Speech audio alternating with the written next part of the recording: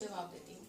कल हम लोगों ने ये डिस्कस किया था कि जो सॉलिड होते हैं उसके मॉलिक्यूल्स के बीच में स्पेस बहुत कम होता है, ना के बराबर होता है। और उस स्पेस को हम लोगों ने कल डिस्कस किया था कि हम ये जो स्पेस होता है ना बच्चों, इस छोटे से स्पेस को हम वॉइड कहते हैं, VOID।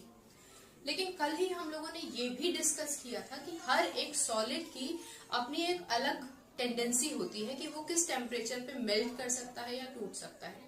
अब जैसे ये मार्कर है, ये भी एक सॉलिड है, इसकी एक अपनी फिक्स बाउंड्री है। इसका मतलब इसके जितने भी पार्टिकल्स होंगे वो एक डेफिनेट दूरी पे होंगे। उनके बीच का फोर्स ऑफ अट्रैक्शन अगर दूरी कम है तो ज्यादा होगा। कल हम लोगों ने ये पढ़ा था ना।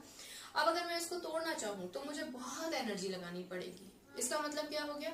इसका मतलब हो गया कि इस सॉलिड के जितने भी पार्टिकल्स हैं वो बहुत करीब है, बहुत पास है। अब अगर मैं चौक की बात करती हूँ, आप लोगों ने कभी ना कभी चौक से लिखा होगा, है ना। और जब आप उससे लिखते होंगे तो आपने नोटिस किया होगा कि उसके कुछ पार्टिकल्स नीचे गिरने भी लग जाते हैं ना, जिसको आप चौक डस्ट बोलते हो।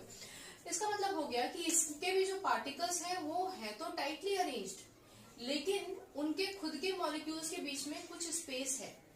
इस स्पेस में क्योंकि एयर भरी होती है, हवा भरी होती है, इसकी वजह से भी इसको आप अगर तोड़ते हैं ना, एक भी हाथ से अगर पकड़ के आप इसको टाइटली टर्न भी करने की कोशिश करें तो चौक टूट जाती है।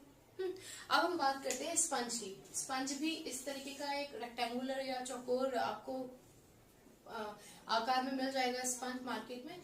स्पंज को अगर आप ध्यान से देखेंगे ना तो स्पंज में भी जितने पार्टिकल्स होते हैं बच्चों, उनके बीच में ना थोड़ा थोड़ा गैप्स में एयर स्पेस होते हैं, होल्स जैसे होते हैं। अगर आप स्पंज को ध्यान से देखने की कोशिश करो तो इस होल की वजह से इसकी जो कंप्रेसिबिलिटी है ना वो ज्यादा हो जाती है।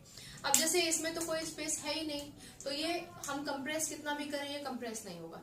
लेकिन क्योंकि स्पंज में जितने भी पार्टिकल्स है ना उनके बीच में अच्छा खासा स्पेस होता है, अच्छा खासा स्पेस होता है जो विजिबल भी होता है। आप देखोगे तो आपको अंदाजा लग जाएगा। और नहीं तो आप एक एक्सपेरिमेंट करो, स्पंज को पानी में डाल दो, सारा पानी अंदर चला जाएगा। क्यों अंदर चला जाएगा? क्योंकि जो पार्टिकल्स है ना उनके बीच में स्पेस है।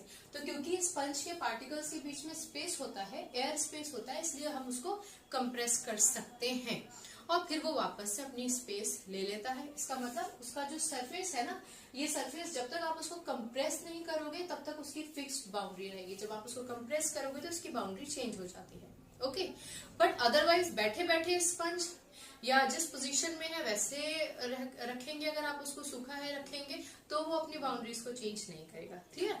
अब हम बात करते हैं डो, यानी कि गुथा हुआ आटा। बच्चों आटा किस चीज से बनता है? जिस आटे का सवाल आपने मेरे से पूछा है वो है गेहूं का आटा। तो गेहूं का आटा अगर अपने